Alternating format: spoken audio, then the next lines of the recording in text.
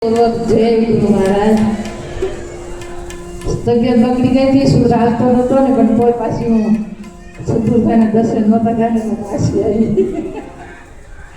સંતો ભલામણ કરે છે ભગવાન, જો સાખી દ્વારા સમજાવે છે, કવાલી દ્વારા સમજાવે, ભજન દ્વારા સમજાવે, એટલું બધું પોકાર કરી કોના માટે કે મારા માટે, કે વિમળાબેનને હાથ પહેરાવે, ઉપર આખા ફૂલરથી ઢાંકી દે. પ્રતાપ કોનો છે કે મણીરામ બાપુ. આ દેહ આખો મણીરામ બાપુનો છે. જે ભાઈઓ વિવેક એ બધું મણીરામનો પ્રતાપ છે. મણીરામ બાપુ કોણ છે કે આપણા સત્તર સાહીઠ આપણે બધા એકાંત થયા છે. બાપુની મને ખબર નથી 42મી તિથિ છે, આમાં વાંચ્યું એટલે ખબર પડી ભગવાન. તો સંતો ભલામણ કરે છે કે તું આ જગતની અંદર શું કામ આવ્યો, કે જીવ આવ્યો જગતમાં શા માટે? એ તો ભૂલો પડ્યો તો વાટે ને કાટે, એટલે ગુરુ મહારાજે એ દિશા ભૂલી ગયો તો, એટલે ગુરુ મહારાજે દિશા ફેરવી નાખી. અમારા કોલરાની અંદર આવે કે કોલવા બાપા કે દ્વારકામાં દેવળ ફેરવી નાખ્યા. હું કહું વાહ, અમારા ગુરુ મહારાજે દેવળ ફેરવી નાખ્યા. આપણા દેવળ ભગવાન નથી ફેરવી નાખ્યા શકતું તો એ તો આપણે સાખી બોલી કે વાણી અમારી પીર ગઈ હોય તનું દે ખાઈશો મીઠી સદગુરુ કા ઉપદેશ. તો સદગુરુ ભલે ગમે તેની કંઠી હોય, રામની કૃષ્ણની જેની હોય તેની, બધાની જગ્યાએ બધા મહાન છે, જેની હોય એની. પણ કાક તો ભગવાન આપણું થવું જોઈએ ને. કોઈ આપણે ઠપકો આપે તો આપણા બાપાને લાગે હો ભગવાન ઠપકો. આપણી અંદર કોઈ દિવસ વર્તમાનમાં ફેર પડવો ન જોઈએ. એ સદગુરુનું બાળક કહેવાય.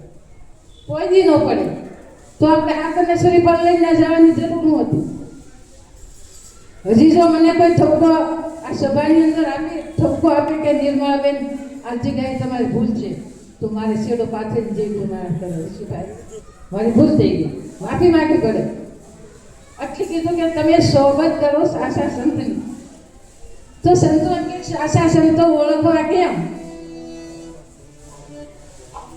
એટલે સંતો વાણી દ્વારા કહે છે કે નહીં છોડો ગુરુના નામ, છોડજો આ જ્ઞાનની નિશાની. એ ઉતાવળે તને સ્વરમાં જય ગુરુ મહારાજ જય ગુરુ મહારાજ હતો. બોલો લૂંટફાટ કરવા જતો ને એના મંદિર એમ થાય કે આ તો શત્રુ બાપુને ઓલું તોડવું છે, ઓલું તોડવું છે, ઓલું તોડવા. શત્રુનું બાળકને શ્વાસોશ્વાસનો જપી દે જંપા જપવું નથી પડતું ભગવાન આપણે. અને મનુષ્ય અવતાર આપ્યો છે ને, અને એમાં સદગુરુ આપણે દાનવમાંથી માનવ બનાવ્યા. તમે જુઓ તો ખરા, તો માનવની નિશાની શું? માણસ બન્યા એની નિશાની શું આમાં બતાવે છે. મન વાણી કાયા વશ રાખી, મમતાનો બોજો દૂર નાખી. ગુરુ માટે હાવ ચોખ્ખો કરી દીધો છે, કાંઈ અંદર કચરો પણ જવા દીધો નથી. પછી જો મારા ખિસ્સામાંથી લઈને ભરી દઉં તો મારી જેવું ગોરખ કોઈ નથી. સદગુરુનું મેળાનું પરમાનું નિશાની છે કે તું આવ્યો જગતમાં, જગત હશે તું રોય, એસી કરણી કરસલો તું હશે જગ હોય. એવો માણસ આપણા અંદરથી મંડળની અંદરથી હોય કે સોસાયટીની અંદર હોય, ગમે ત્યાંથી હોય, એવો માણસ વયો જાય ત્યારે આપણે બે એ હસતો હસતો વયો જાય અને આપણે બે આંખા કરવા જોઈએ કે આવા માણસની વિદાય થઈ ગઈ. એવું જીવન જીવો. સંતો પડકારા કરે છે એવું જીવન જીવો.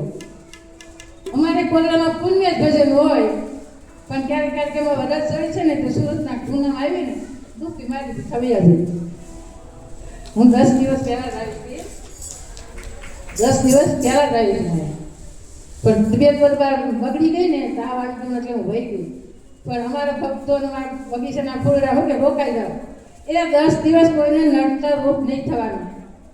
બાપુએ કીધું છે કે સહકાર ન આપો તો કાંઈ નહીં કોઈને, પણ નડતરૂપ ન થતા ભગવાન.